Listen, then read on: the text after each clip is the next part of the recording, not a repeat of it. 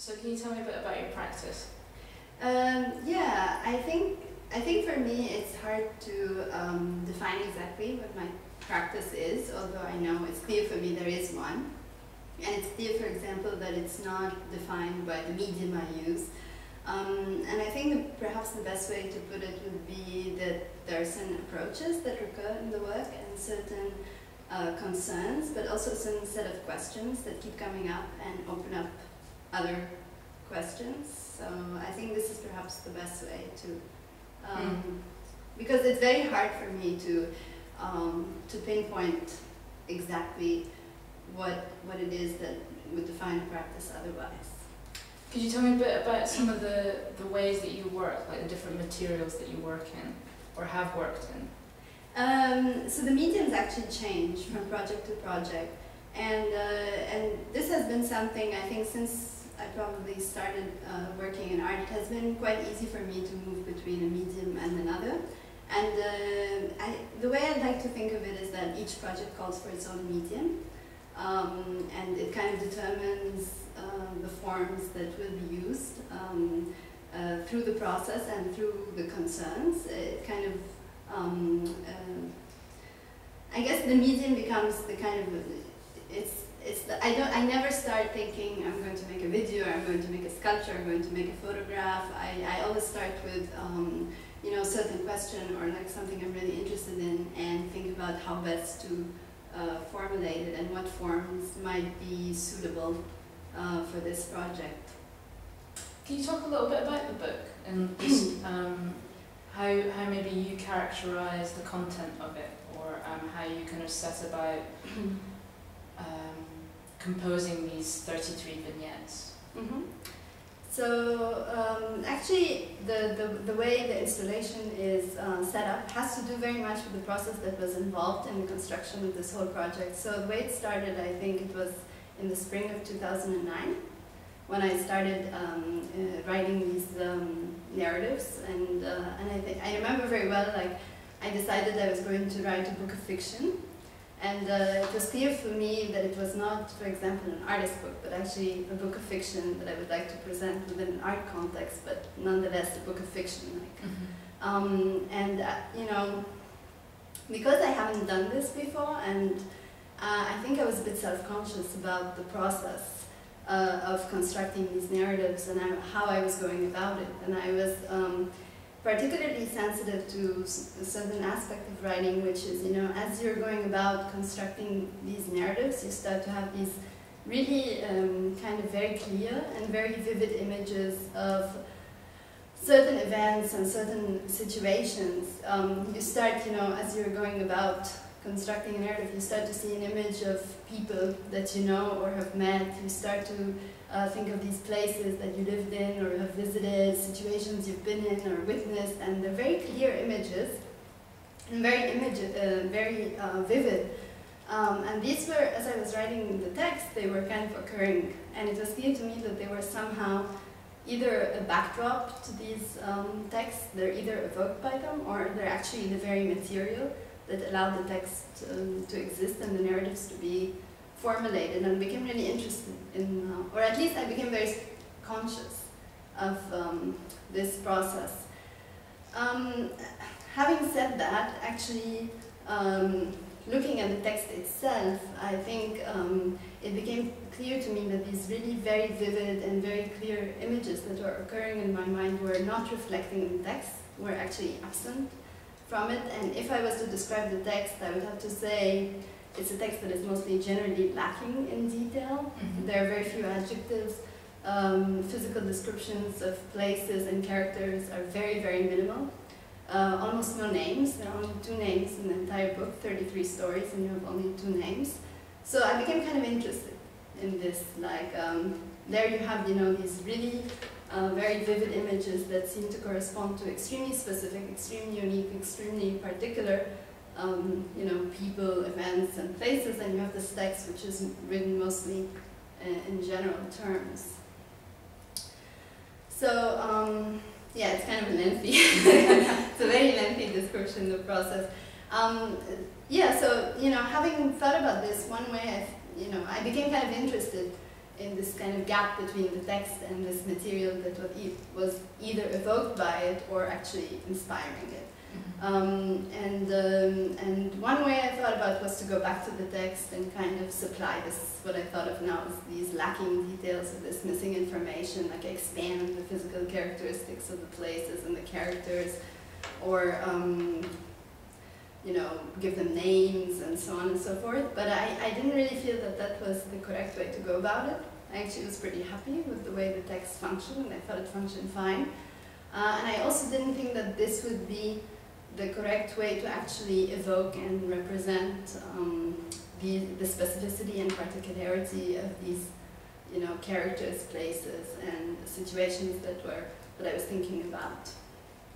So another way which presented itself and seemed more appropriate was to try to articulate the particularity and specificity of these characters, places, and events through artworks. And when I say artworks, I mean like well thought out aesthetic and conceptual forms, not like a stream of consciousness. Okay. So, so this is how, so I started to do this. I started to construct, different works that took different forms. Some of them are videos, some of them are photographs, some photographs are captured, some are staged, some are framed, some are not, some are sculptures. So different forms, but I thought of each form as an artwork. Or I was kind of interested, I was reading Roland Barthes' Camera Lucida again recently, and he has this amazing description of how a detail in a photograph is a partial object. And I'm intrigued by this way that you have, in the past, you've referred to these objects as missing details, and that they're kind of autonomous objects in themselves.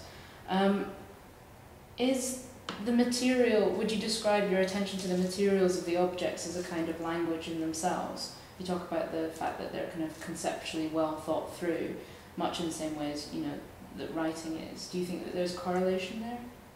I mean, the works are all inspired by the process of the writing. However, as forms, it's clear to me that they're quite distinct forms. And again, you know, these the different artworks that came out from the process of writing this project, the way I went about it is I didn't, for example, go back to the book and think, read each story and think, okay, this story is missing this detail, and I'm going to make this work about it. Actually, the way I went about it is I wrote the book and I kind of set it aside, and then I started making these works based on the memory of having written the book. And so, in many ways, it's not so easy for me, for example, to even as the person who made these works, to go back and tell you this work is actually referring to this part of the text. And I think this is what made the third part of the project necessary, which is this index. And actually what the index does is it kind of looks at these artworks, and it gives them a name, and it gives them a description, it gives them a title. And for me, titles in my work have always played a descriptive function. They kind of, say what a work is about, or what it's trying to do, or what I think it's about or trying to do. And for most of the time, they come after the work. And in this case, what I did to come up with this index is I actually I attempted to do this kind of, or to have this kind of impossible position of looking at these artworks as if I didn't produce them, like actually trying to make sense of them as an outsider, or trying to have this position where I think that I'm just confronted with these forms and I'm going to try to think what they are about in relationship to the text, but also in relationship to other forms that exist. So you would see that some of the titles would go like, museum, home, school, or a stranger's house. And in many ways, these are all the terms that I felt were possibly, that this work could possibly be referring to. A lot of your work circles around voids, missing details, half-forgotten memories. I was wondering if you could tell us a bit about what attracts you to these losses and how they appear in your work. So I think, with this, it's not really the missing detail in particular or the void that attracts me, but rather, you know, this idea of where do you locate difference, you know? And I think because, for example, with this particular project, I was writing this book, and as I told you, it was clear to me that the material that was inspiring this book was actually quite unique, particular, and specific. And yet the language I was using was mostly this general language. You know, you have the he, the she, you have a doctor, a nurse. You don't really have, you know, it's not clear how, you know, the doctor being referred to in the text is different from any other doctor. But at the same time, it is also clear to me that what I'm talking about is particular, specific, and is different.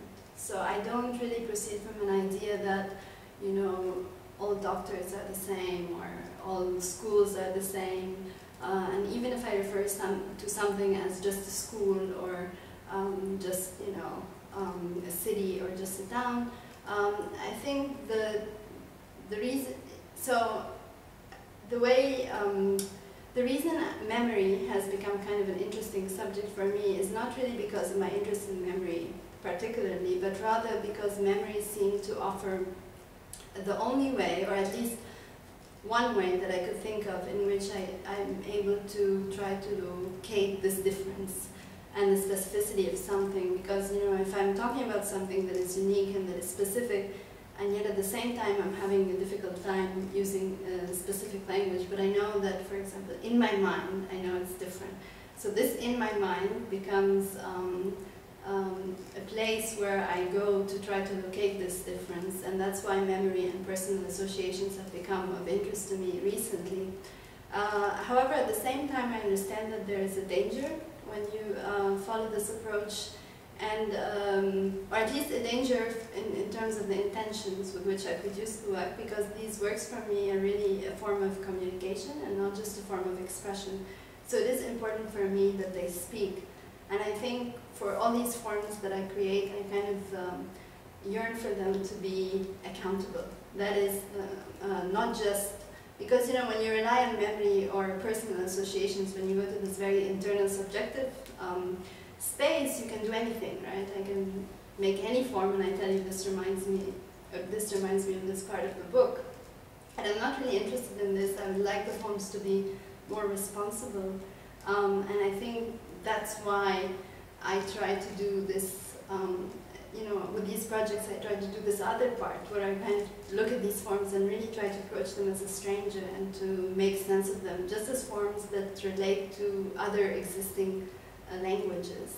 So I think in this project the index becomes a way to, I mean, not necessarily solve this problem, but at least highlight this desire that I would like these forms to speak in a more general sense, as opposed to just be this, you know, these kind of product of this kind of subconscious internal process.